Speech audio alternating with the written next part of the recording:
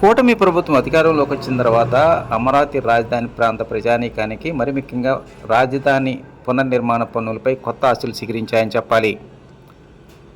కొత్త ప్రభుత్వం అధికారం చేపట్టిన తర్వాత రాజధాని ప్రాంతంలో గతంలో నిలిచిపోయినటువంటి పునర్నిర్మాణ పనులు యుద్ధ ప్రాతిపదిక మీద చేపట్టాలనేటువంటి ఆలోచనతో ప్రణాళికాబద్ధంగా ముందుకు వెళ్తున్న విషయం మనందరికీ తెలిసిన విషయమే. ఇక్కడ రాజధాని నగర ప్రాంతంలో ఎంతో కీలకమైనటువంటి ప్రభుత్వ కార్యాలయాలు అంటే ఐకానిక్ టవర్లతో పాటు పర్మనెంట్ హైకోర్టు భవనానికి సంబంధించిన పునాదులు గత 5 సంవత్సరాల నుంచి నీట మునిగి ఉన్నాయి.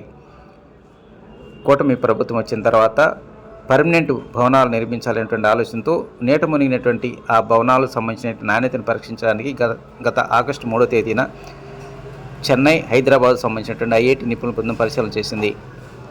ఆ నిపుణుల బృందం ఇచ్చిన రిపోర్టు మేర నీటిని తొలగించే కార్యక్రమాన్ని శ్రీకారం చుట్టారు. ఎట్టకేలకు ఇప్పటి వరకు పూర్తి స్థాయిలో ఆ ఐకానిక్ టవర్స్ చుట్టూ నిల్వ ఉన్నటువంటి నీటిని తొలగించే కార్యక్రమాన్ని పూర్తి చేశారు. గత నెల రోజుల క్రితం పూర్తిగా నీట మునిగి కేవలం ఇనుప చెవులు మాత్రమే దర్శనమిచ్చేటువంటి ఆ ప్రాంతం ప్రస్తుతం పూర్తిగా నేలమట్టం కనిపిస్తూ ఉంది.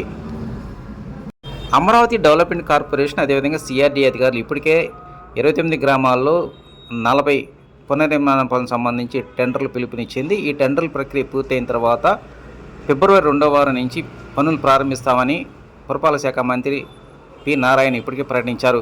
ఈ నేపథ్యంలోనే ఈ ఏకకాలంలో ఈ నీరు తొలగించినటువంటి నేపథ్యంలోనే త్వరలోనే ఈ ప్రాంతంలో కూడా పునర్నిర్మాణ పనులు చేపట్టడానికి సిఆర్డీ అధికారులు పనులు వేగవంతం చేశారు.